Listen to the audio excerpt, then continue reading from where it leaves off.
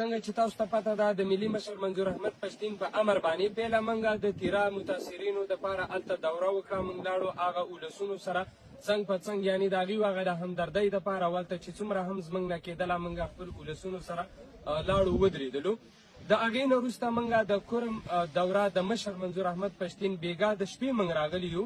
نو دا بګن دی، بګن کې بیا چې کوم هغه خلک چې دلته متاثرین شوي دي راغلي دي او دلته ځای پر ځای باندې دي، خو هغه خلکو ته خوراک نه رارسي، یعنې دغه ولسونه ډېر زیات د لوږې تندې سره مخ دي.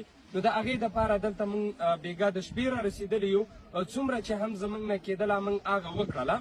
زه د دغې ویډیو پیغام په وساطت سره هغه خلکو باندې دا غږ کوم چې کوم شتمن خلک دي، یعنې کوم په لاس کې څه لري، باید چې هغه خلک د دې ولسونو سره د دې خلکو سره په دې خلکو باندې رحم وکړي. دلته ماشومان دي، هغوی وږي دي، باید چې دلته راشي او د دې دپاره دلته څومره هم د چا نه کېدلی شي باید د دې خلکو سره خپل اخلاص وکړي او دیو ته دا ظاهره کړي چې موږ پښتانه سره یو خلک یو. نن زه خو د مومندو نه راغلی، ما سره د وزیرستان ملګري دي، ما سره د خیبر ملګري دي، ما سره هم د دې کورمې ذمهوار ملګري دي، موږ د اسلام آباد ملګري را سره راغلي دي.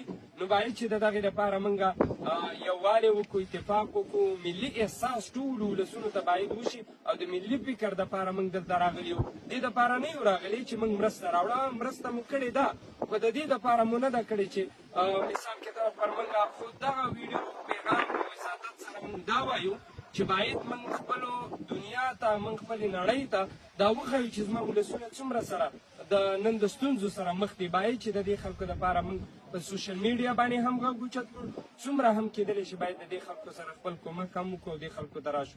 ډېره مننه کوم، خدای مو خوشحاله او آباد لرم.